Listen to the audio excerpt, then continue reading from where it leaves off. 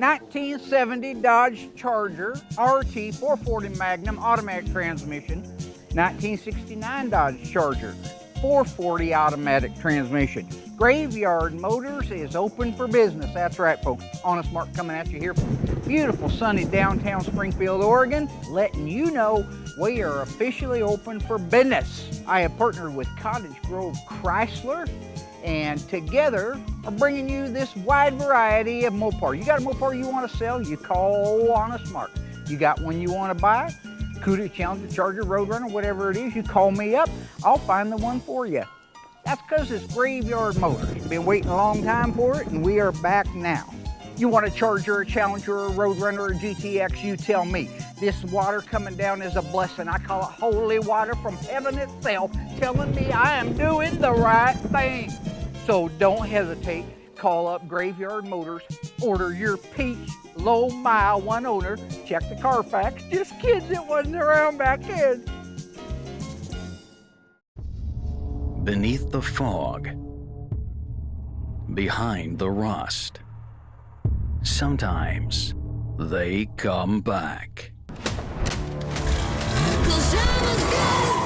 There's only one internationally recognized Mopar master, Mark Warman, joined by his friends, family, and dream team, the Ghouls. Nobody wants to take on the stuff that we take on. Reviving the past, 100% untouched survivor. resurrecting the icons of American muscle, We are the Shaolin priests of Mopar. uncovering stories, It's the baddest car we have here. and restoring dreams, The most iconic muscle car on the planet. putting cars back where they belong. On the road. Here we go. Beyond a passion, Oh, that's wild. one man's obsession with Mopar perfection. This is Graveyard Carz. One of the very first cars I bought so far for Graveyard Motors is this 1970 Cuda. This is an original 1970 Cuda 446 barrel automatic transmission, one of 853 made. It's loaded with good stuff. It's an axle package car, 355 gears, AM8 track. It's got the rally instrument cluster. It's got the standard white seat like we just did in Cindy D'Agostino's car. Most importantly, it's FC7 in violet, so it's a good car. The car has a great history to it. There's a photo I've got of that car in 1972 with the graduating class from a military school standing around it. It is the neatest picture. I love that kind of history. The whole town knows about this car, where it came from. That car's worth around 40 to 50 grand the way it sits right now. Now, this car sat in a barn in Michigan for many decades, and it was not well protected. And as a result of that, we have a seized up engine. If it turns out that the engine is not savable, take that number of, say, 40 to 50 grand and make it 20 to 30 grand because it doesn't have the original engine. So I've got Doug and Marty disassembling and finding out where is the stuck point. Is it up high in the valve train? Is it in the cylinder heads? Is it down below the deck? Is it the pistons in the cylinders? Is it the crankshaft? This car looks like it was not well protected, and we're gonna find out.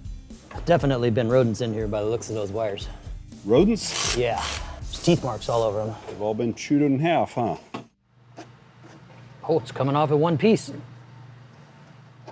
When we first got the car in, I did have Doug take a breaker bar out there to it and try to at least see if it would move or budge. It's very important that an engine turns over and rotates. It's not all there, though. Well, I got 90% of it. Looking at it, it looked like it was drug up off the bottom of a riverbed, so I really had no hope that it would turn over, and it didn't. At this point, what I'm hoping to do is continually take parts off of the engine to a point where we can get the assembly to rotate. We can take a look at the valley and make sure it's not freeze cracked, things like that, so that I can describe it accurately when I go to sell it. Because if I tell you something's rebuildable, it needs to be rebuildable. Because I stand behind all of my sales. If I sell you a car and it isn't what I said, I'll give you your check right back and pay shipping both ways. I don't play games. I'm here to sell the cars and make people happy, make sure that they know what they're buying and that it truly is what they're buying. Some critter's been in there, stoking away for winter snacks. Oh. I'm not sure what kind of nuts those are. My guess is It's been parked in a bad environment for a long time with rodents all over this thing, nesting throughout the car, relieving themselves at will. That's why things like the valve covers are rusted completely out.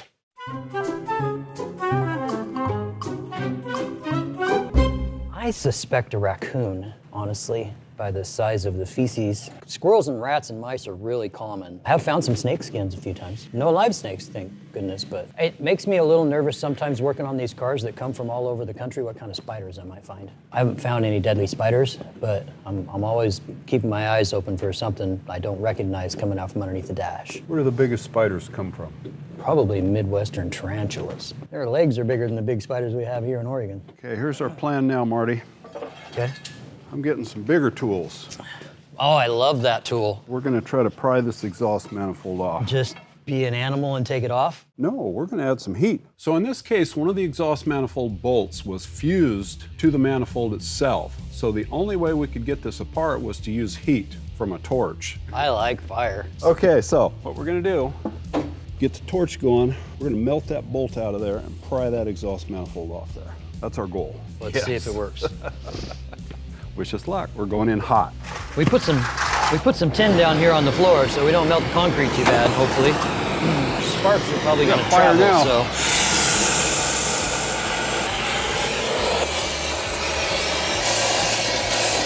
Got a pry bar ready, Marty?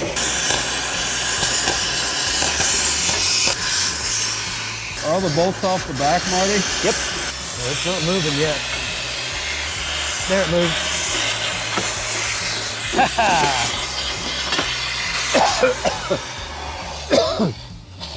I gotta stop smoking. Ooh, I got it. Thank you, Marty. Nice. Yeah. That's one way to get a manifold off. Where's the marshmallows at? So you notice Mark isn't here to enjoy the aroma of all of the burning rat urine that's coming out of this engine as we're heating it up. I guess he's working with Josh in the metal shop right now. That's real convenient, isn't it? All right.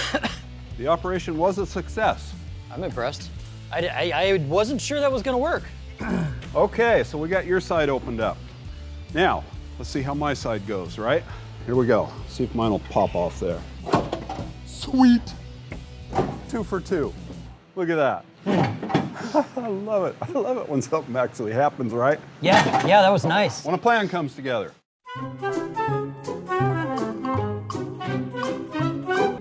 You know how these engines aren't exactly in the middle of the car. That side's a lot closer to the shock tower than this side is. Oh, you're saying my side was easier? No. What was? Well, yeah, your side definitely was easier. It's the yeah. steering box. The steering box causes the engine to have to shove over to the right. Right. A couple inches. But my manifold won't clear the studs on the side of the head. Ah. We're gonna have to lean the motor about 1/4 of an inch to get that manifold off of the studs so that we can get to the head bolts, because the head bolts are right underneath that exhaust manifold. That is correct. Thank you, Marty, for that. Okay, another valve cover off. Look at that. It's all in one piece. I don't think we can salvage this one. More junk. Today, Josh is going to be installing the firewall and upper cowl panel on a 1970 Cuda. This is originally a 383 4-speed car. We've featured it in past seasons several different times as we go through all the different metalwork. It's just such a large project that we wanted to be able to share with the audience exactly some of the steps that we've had to do on this car and how to do them. So just to set up a quick reminder on what car this is, Doug and I a few years ago had found a Cuda in the Craigslist ad online, and it was in Eugene, so we went over and checked it out, and that's the car, the one that we bought and drug back. Now, when we got this car, it was really rusty. As I had mentioned, we did a lot of metal work. We've shared a lot of it with you. Last season, we replaced the main floor step wells, under seat pan. I think at that time, Josh showed everybody how the POR15 works. We had thought the right frame rail in the rear was okay originally, but it was buckled at some point and straightened out, and they can lose their integrity. So we very carefully had him dissect that rail out of there and install the new one without affecting those other panels. But that kind of catches us up to where we are now. So now that we have the car structurally sound with those panels replaced, we can take out the firewall and the upper cowl panel, which need to be replaced. We have a slight advantage over the way the factory did it, in that we're only doing one car, right? We're not doing a million cars. Originally, those panels in between the upper cowl panel and the firewall had very little paint on them, and that's why I like this one rusted out. We have the advantage of going through there and scuffing it and painting it and jamming it all pretty. Yeah, it's not OEM, but it's nice and it's gonna last. So before we married the two panels together, we had Will mix up the FJ6, jam all the parts, get them ready, and now it's back out, and that's where we're at right now with Josh. So right now I'm throwing some screws in our upper cowl and firewall. This is gonna go ahead and set it in place. I've already done a pre-fit, and now that I've pre-fit it, I'll go ahead and weld them together before installing them in the car. This way I am able to weld completely across the front because I have full access from the bottom. That way it'll have the factory appearance that this was never replaced. This is a new thing for me. This is the first firewall I've had to replace while I've been here. This car is extremely rusted out, and this is one of the casualties of all the rust. But it's turning out really good. I'm really happy with it. All right, now that I've got this all screwed together where it needs to be, it's time to weld it together. So the first thing I'm gonna do with this is I'm gonna do a couple spot welds on the bottom and the top of this to anchor it in place. I can't just go ahead and straight weld it. If I weld from one side to the other, there's a good chance I could break a screw from the metal moving, and then all my pre-fitment would be worthless. Now, if you go back and you look at any old footage of the manufacturing plants for these cars, they had big spot welders, not like the stuff we have. Stuff that we have works great, but it's designed for repair. It's not designed to be building cars. When you have a spot welder that's designed to be building a car and a million just like it, it's a huge piece of equipment that can get anywhere. It has long tongs that can reach anywhere. What we have to do, because we have the advantage of those panels being off, we can duplicate all those spot welds just like it, same effect, just not the exact same process. So we can go through now very carefully and put all of the factory spot welds in all the factory locations so you'd never know somebody was there. All right, now that's all welded, time to get it installed.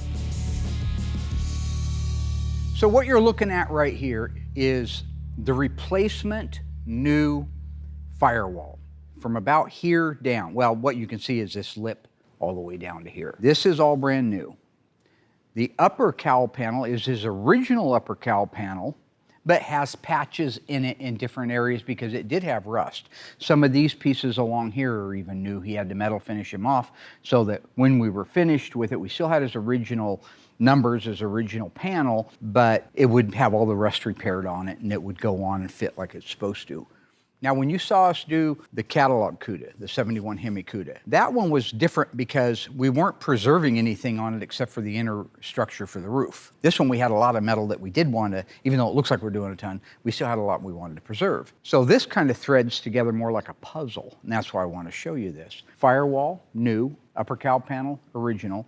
But these two normally, like on the catalog CUDA, we put this on, then we put this on. We did it in stages, stacking, layering, like building a house. In this case, I wanted to be able to preserve, if we can, the original spot weld look. These were spot welded across here from the factory. If you go out back and you look at any of the cars, you'll see that these are factory spot welded. So now when you're done, you have all the factory spot welds in the factory locations. This whole look through here is factory. That's a beautiful look when you can obtain that, but the only way you can do it is by having the upper cowl panel and the firewall done at the same time, not on the car, because you could never get around it with the pinch weld, like you can right here. The spot welder wouldn't get those areas, they're not accessible. If you turn to the side, you can see where he's going to be doing some welding, but this can't be welded yet for the simple fact, the only area that this welds into is the cowl side panel or the hinge area. So he has the provisions there for it. You see a lot of scratching.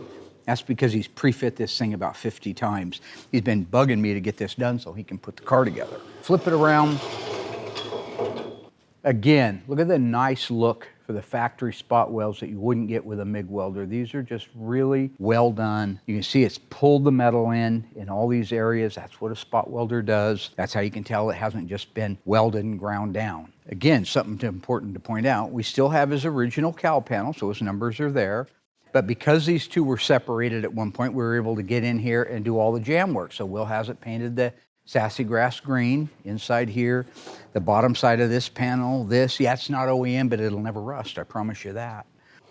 So overall, what you're looking at is a complete firewall and upper cowl panel that needs to be grafted onto the car. And there are so many intricate intersecting points when you put an assembly like this in where you still have original aprons and you still have original cowl side panels that I wanted to show you exactly how that threads into place, and then I can cut him loose and get that welded up. Now the firewall and upper cowl panel. They're gonna come over here. It's gonna take two guys. I'm probably gonna end up helping him at this point if Wills doesn't have time. It's gotta go up in the air and it's gotta come down. As a unit, it has to be woven in between the inner fender and the cowl side panel. It's gonna weave down, come down through here, wrap around this thing. That's where all those spots are I was showing you that needed to be welded are. This is the most difficult way of doing one, but when you're done, it's also the least obvious way of doing one, the less footprint that we were ever there. See, normally, like I said, on the catalog CUDA, these were all new. New front frame rails, new AMD inner fenders, new radiator support, new everything. So at that point, you can put the cowl in, get it all in place, do all your spot welding, and then move forward. In this case, these are great established values. They're good original parts. We're gonna try to do the old bewitch trick where you pull the tablecloth out and leave everything sitting there. We're doing the reverse. We're gonna take the upper cowl panel and the firewall, and we're gonna slide them into here. The intersecting points are here. Some of it will also be MIG welded. But this welds to the cowl and upper panel, as well as this stiffener brace gets welded in. You can see where they were originally. This is the windshield reinforcement or the A-pillar reinforcement area right through here. Now it'll weld down through here, which is your A-pillar corner. This is the upper part. This is where the hinge goes on. You can see these are the hinge mounts right here. This is the area that usually rusts out on a lot of E-bodies and B-bodies and A-bodies, so we put the entire piece on here. All the way down through the cowl side panel, all the way down to the bottom where it's going to meet into this right here, which is your floor pan, and the same thing on the other side. Because this ain't no GM poop box. This is a unibody Chrysler product, and every single one of these areas collectively build the structural integrity of the car. Each one relies on the other one to get stronger and stronger and be able to resist a collision, hold the door square in the car, the things that have to happen. So once we get that cowl panel in place, I'll show you how we're going to weld it together. You can already see a lot of the plug weld holes that provisions have been made, but you can also see a lot of the original spot weld holes that he's gone off center on. In here, to hold this thing established before he cut the original cowl side panel out, you see he's welded in this angle iron brace. It goes from A-pillar to A-pillar. It's exactly in place and welded while the cowl is in it. You don't want these things collapsing a little bit or going out, because then you would have to remeasure, rehang everything to be able to move forward. In this case, we know what we had in the way of an established value. So we're gonna run it over there. We're gonna put the cowl panel in it, get it welded into place. At that point, he can move forward with fitting doors and fenders, doing final welding on wheelhouses and quarter panels. So I will go get him and we'll get her done.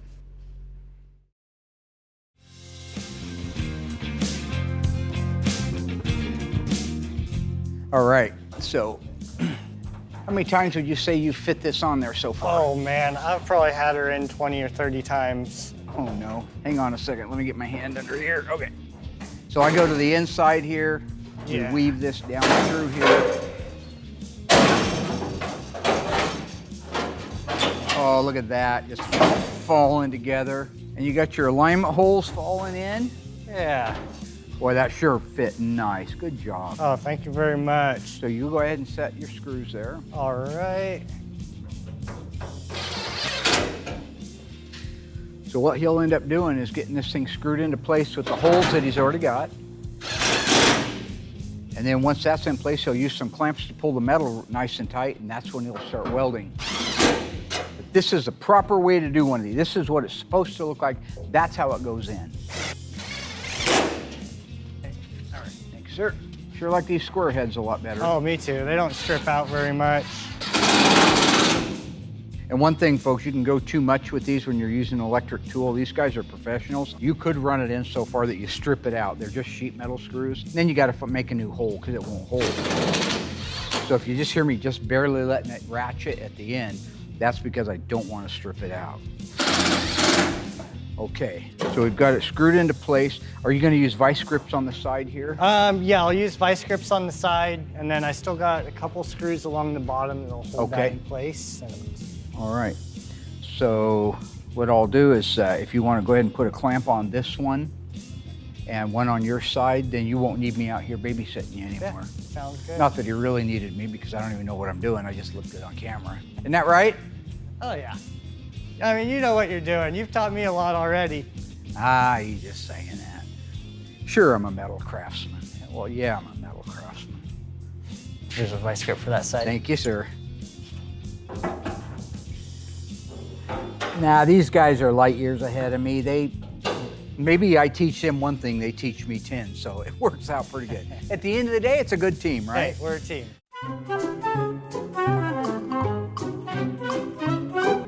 So I'm okay to blast out of here. You're gonna do some MIG welding on the big holes, spot welding where you can. So he's gonna come through here where you see these big holes, and he's gonna do MIG welding. Again, he's gonna get it nice and tight up against there. And then once it rounds this panel here where the upper cowl panel meets the cowl side panel, he'll spot weld all the way through here, and then he will call me back out. He won't need to, but you can go ahead and put in your baffles. Okay. And now once you have your baffles in place and you have, of course, what you're saying, you're gonna start moving towards the back, which is putting the quarter panel on, right? Okay. Yes. Wheelhouse, fitting it to the wheelhouse, all that. Yep. And the only reason he hasn't done that yet is because he has to have the door in space where it belongs. And to do that, you have to have the fender in space. And to have the fenders in space where they belong, you gotta have a cowl panel in place. Oh, yeah. So we did it a little bit unorthodox, but this is so much better repair than if you just panel for panel for panel. Because right now you'd never know that we put a cowl panel or a firewall on this car. No, I mean, I've got her looking as factory as possible. So I am going to leave you with that, my friend. Sounds good. Thank you for your And I'll help. be I back. always appreciate it. You're welcome. Kind of stuff we do.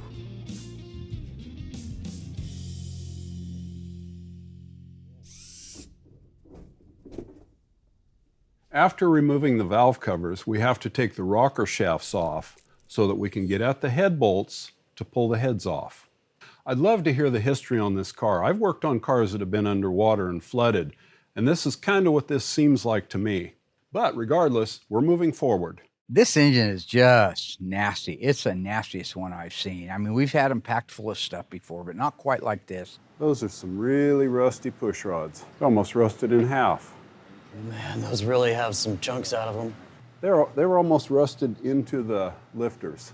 I think the lifters are rusted to the camshaft. How many years did you get loose? Head bolts? Yeah. All of, well, no.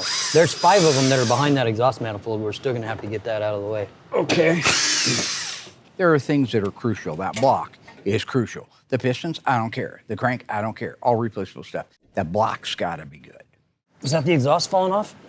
Yeah. Nice.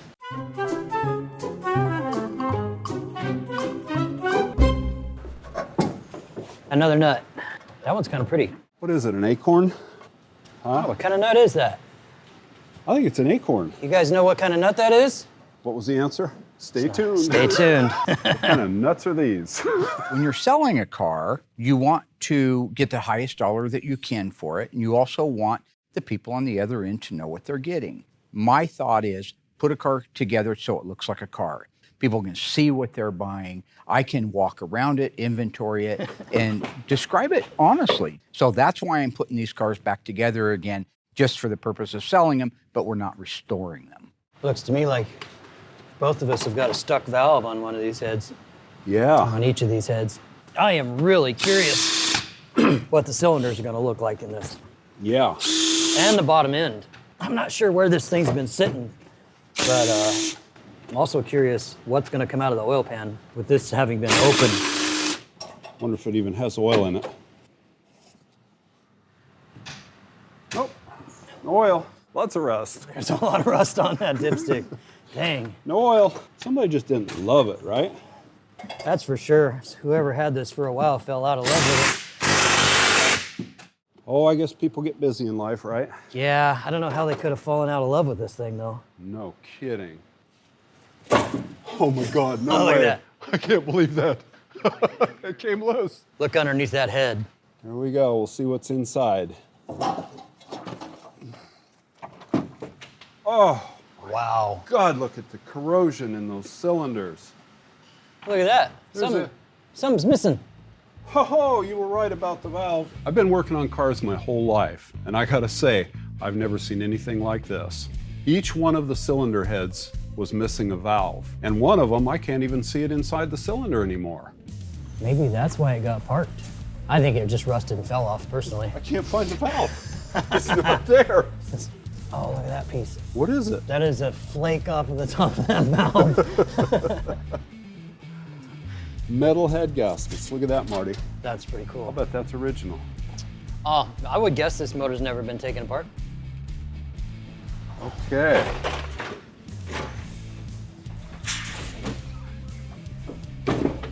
Sorry, Mark. I broke it. Man, those spark plug wires are tougher than you'd think. Yeah, they are. Not too tough for a squirrel, right? Nope.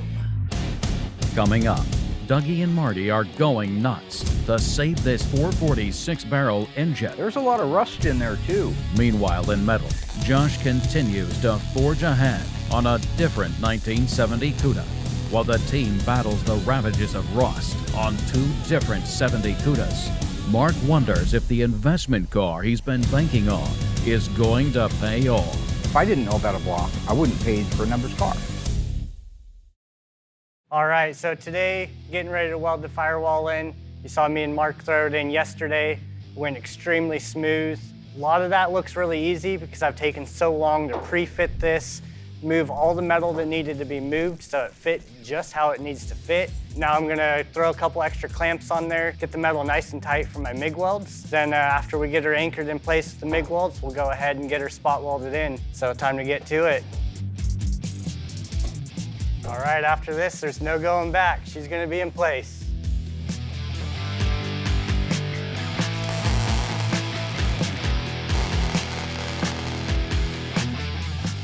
Something that I've grown to appreciate a lot is the metal shop team. These guys are from all over the place in the world of collision. One guy was a specialist on Chevrolets, another one did Hondas, but they bring a lot to the table when you have that much experience.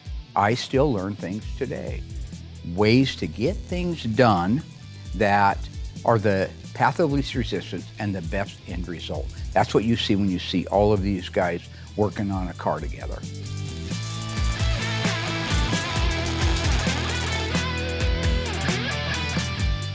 Now I got the top all welded in. Gonna go do a couple plug welds on the bottom to get that all anchored, and then it's time to spot weld.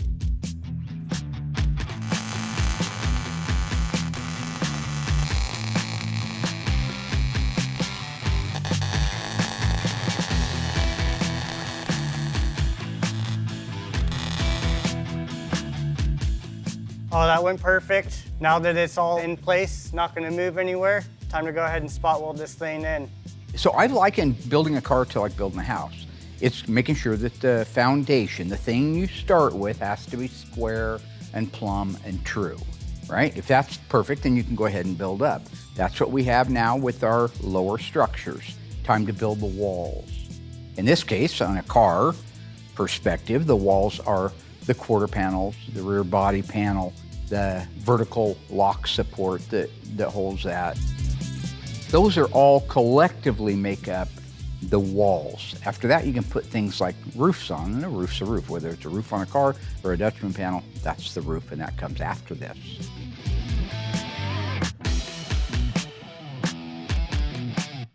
The quarter panels have been on back order for the 70 and 71 CUDAs. So what you see Josh doing now is converting the 72 to 74, which is available and we have in stock, over to be a 70-71 style. And the only difference between them is the side marker. So what we do is go out back, cut out an old quarter panel that we know we're going to replace the whole thing on, cut that out and graft it, metal finish it off nicely on the quarter.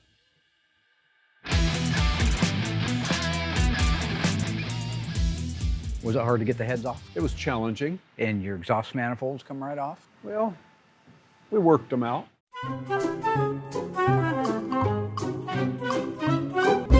Oh, looks like a lot of caca in there. There's a lot of rust in there too. Yes. Good grief. God dang. I've seen some bad ones, but I don't know if I've seen one that bad before. You think that's pretty bad? You think that's pretty Where bad? are the heads, by the way? Yeah. Yeah, check these out. This is pretty cool, Mark. This is pretty cool. Check this out. We got holes. It's got holes in the head. That's crazy, huh? Where's the valve? Where's the piece? You got two of them out. Well, Marty got one, but I didn't. I didn't get so lucky. My valve was gone, missing in action. What MIA. head am I looking at? This is passenger, that is driver. So it was the number 3 cylinder? Yep. What we're looking at, folks, there is it would appear that at some point, perhaps a broken timing chain, we're going to find out shortly, something sent the valve careening. Can I use that word, careening? Yeah. Into the piston. Beat the hell out of the top of the piston, but didn't break it, broke the valve, and then after that, it continued to run, and it disappeared. Dissolved. Yeah. Well, there may have been a remnant of it left in the cylinder, not after 40 years of this. You need some carbon? I don't need any carbon. You want to do carbon dating on that? Look, all we want to do is be able to say when we run an ad for the car that the engine does crank over, there doesn't appear to be any signs of freeze braking. That's very important. But we got to get it at least where it'll crank over. Now, in my opinion, if we can get it to crank over, then why not replace the cam and the lifters with a used one out of a junky motor out back. I want you to go ahead and take the front end of the engine apart. Doug, you grab a vacuum cleaner, suck everything out of here, everything you can possibly get out, scrape the walls, clean it, vacuum it, get them as clean as you can, mystery oil. Okay. By that time, he should have that cam darn near ready to come out of there, and we'll see if we can get this thing to turn over. Okay. Meanwhile, I'm going to go back and I'm going to work on a 1970 Cuda tribute car that's getting a lot of metal work on it. All right. Gentlemen, come get me when you're done. I got work to do. I'm a businessman.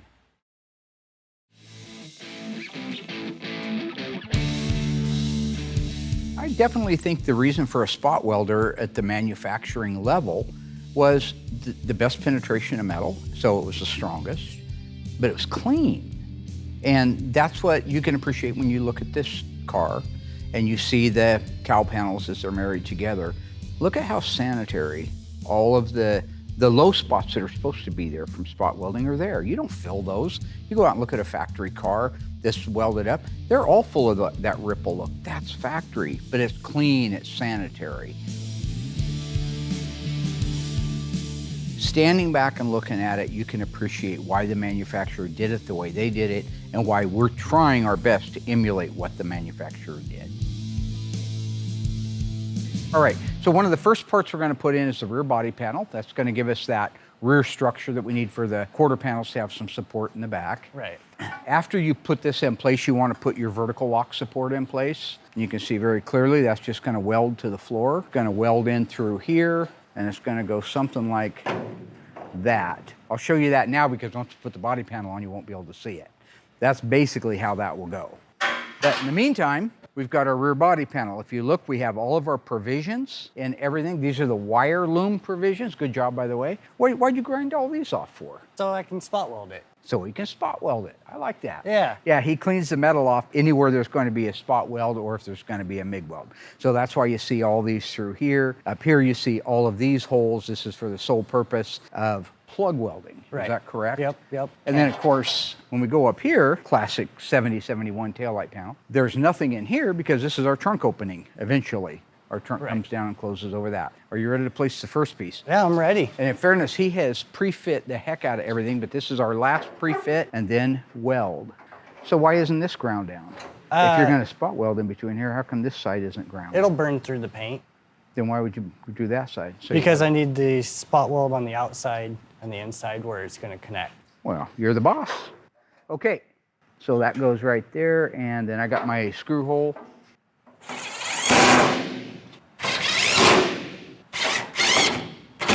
Okay, so that gives us our rear structure from the standpoint of the quarter panel supports. This is the vertical lock support, so the trunk latch goes right here, in case you're wondering. That's what's gonna grab this up here. Okay, so with that, he's gonna install the vertical lock support.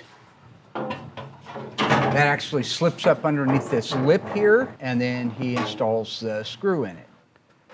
Okay, so he has the vertical support in place. He's not gonna weld it down. I think he's just gonna screw it down so we have a little strength right now. Again, our goal is gonna be to pre-fit all the sheet metal for the last time, and if it's pre-fit right, take off what you need to so you can begin the final weld. Is that correct? He's the best.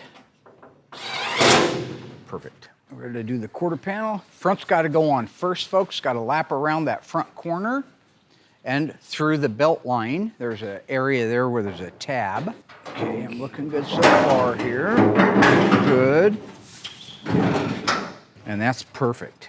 Okay, so he's gonna set a few screws, and our process is we're gonna do the left quarter, the right quarter, the Dutchman panel. Once those are in place, then we can do the fine tune, the last fine tune things that we have to do, and he can get cut loose welding. Okay, we're gonna do a right-hand quarter. Now, right-hand quarter goes on. I'll let you start at the front as always. I'm looking good back here. Beautiful. This has got to come a little. Yep. How you looking? Looking really good. Right on the money, honey. And that's the way you do it when you pre-fit it. He's going to set the screws for it. Next part we're going to put on is going to be the Dutchman panel. And that's the key piece. We'll check our door gaps. We need to put the Dutchman in place and check it against the reveal of the trunk lid, plus the trunk lid against the reveal of the quarters. If all those are lined up, he's ready to go and start welding. Yeah. Did you just stare at the camera again also? I like your style. guess. I like your style. Let's do it together though, just Okay. for fun, right?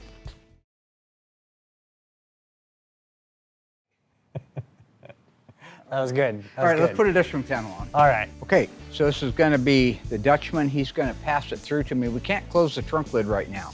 So he's just gonna pass it through, go up under here and slide it, right? Just a little bit. Just slide her on into place.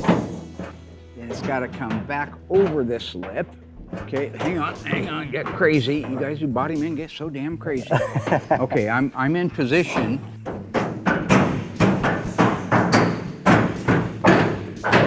Beautiful. So it had a nice fit on your first pre-fit, a real good dish to it? Yep. Fantastic. Okay. So once I get that clamped into place, we'll have nice tight gaps, get these quarter panels sucked in the rest of the way, and they'll be ready to weld. Okay, so basically where we're at right now is he can run his screws and his clamps back into place. Once they're in place, you get the lines where you want them. I will come over and we'll do a final sign off on it. We'll check the door to quarter gap, Dutchman to trunk gap, side to side trunk opening gaps. And if those are all good, I believe at that point we can go ahead and weld it up. And then all that's left is a roof skin and this can go over to mud. Yep, it'll be all done. I'll be in my office torturing people. Oh, sounds good. Thank you. Thank you for your help. You bet. Here we go. We're going in.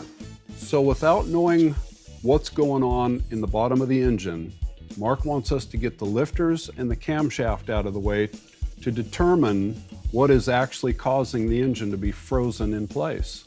I have no hope that we're even going to be able to turn this engine over until we rip it completely apart. You ever do this, Marty? Vacuum out your engine? I don't think that I've ever actually had to do that to any of my engines. This looks like the remains of a campfire. It does. Get as much of that out of there as you can, because I want to soak that with some penetrating fluid and see if I can get any of those lifters to come loose. That cam is not going to come out of there if we don't get those lifters to move. Man, that piston is all the way down, and it was practically full of that white fluff. How we looking? It's in there. Okay. What are we going to put in there? Some magic oil? Magic oil. Magic oil. I'm going to put some of this on the lifters. Okay, I'm going to add a little bit right here. Pour in some of this miraculous, marvelous, mysterious oil. Made a mess. It's full? It's full. Perfect. And people talk about stuck lifters, right? Yeah, Stuck those lifters. are stuck, all Yeah. right. Oh, no! Look at that. This always happens when I say it can't be done. Well, there's only 15 more.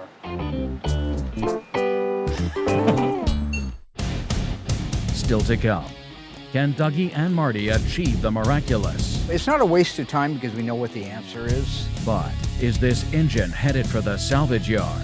At this point, I just need to sell it and tell him what we got. Will Mark recoup the costs of his investment when a numbers matching Mopar may be dead on arrival? If I didn't know about a block being rebuildable or savable, I wouldn't pay for a numbers car. Find out when Graveyard Carz returns.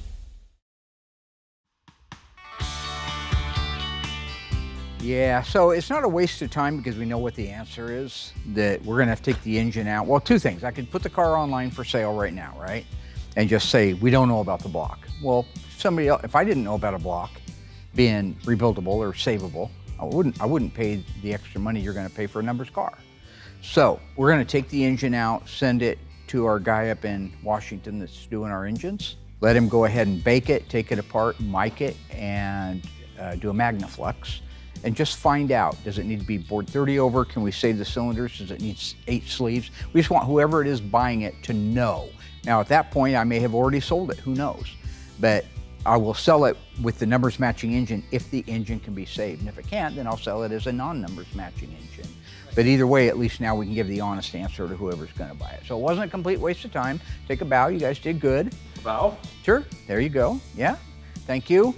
Go ahead and clean the mess up. You can take that out to the rack, get the engine out of it. We'll call our guy up north and see if we can't get that engine rebuilt. So our 70 CUDA, he now has all of the back sheet metal on it and is ready for me to sign off so that he can do his welding.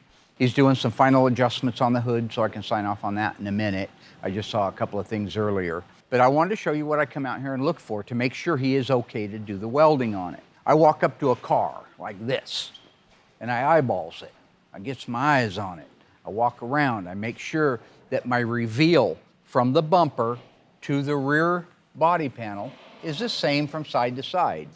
And it is, which is better than the factory ever did, by the way. This, by the way, isn't the final bumper that we'll be using, but it is an original bumper. We wanted to make sure that we had the fit to an original bumper. Although the AMD bumpers are beautiful, I still like to fit everything to an original part just for the fitting purposes. How does it fit against the trunk lid? We have the trunk lid in place. How's our line? Our line is great.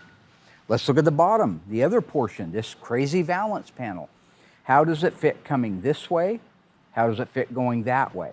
It should have a datum plane where it just comes up in here like that right there and ends in the bottom of that bumper. That's the way it's supposed to be shaped. So when I stand back and you guys take a look at that, everything is symmetrical. The valance to the bumper, to the rear body panel, to the trunk lid, so I know it's good. However, what if he compromised how the quarter panels fit on the car and we don't have good door gaps, or the back window, or the Dutchman? Those are the things I have to look at. So yes, I'm good on the back end of the car. Side to side, this is a good gap. They may have to use a little bit of filler in there. It doesn't show on TV, but I can see there's just like maybe a 0.5 millimeter here and there that would need to be cleaned up, but that's what they do in mud. There's plenty of room to do that. Same thing on this side. I've got a good line from side to side, so that tells me that quarter panel is matching up with that trunk lid very nicely. Now we can kick it over to the mudroom. We won't have any complaints from them because all of this work has been done. So originally my plan was just to send the engine out to the machine shop, let them bake it alive and get everything freed up. But I know for a fact I'm not gonna build the engine myself. I don't want to. If I sell the car to somebody and they want me to restore the car, that's a different story. But at this point, I just need to sell it and tell them what we got. So we need the pistons out. So I decided we would get the engine out of the car, put it on a stand. I cut Dougie loose with a drill bit and we began drilling the pistons. And then you could collapse the piston down on the wrist pin, get the shards out of there and free it up. We did get it all cleaned up, numbers matching engine, no cracks in it anywhere. 3 of the cylinders probably will need a sleeve. The rest of them look like they would bore 30 or 60 thousandths and be fine. So now I can at least say you've got a numbers matching engine that's rebuildable. So it was well worth taking the time to do it because now I can advertise a car that reflects exactly what you're buying.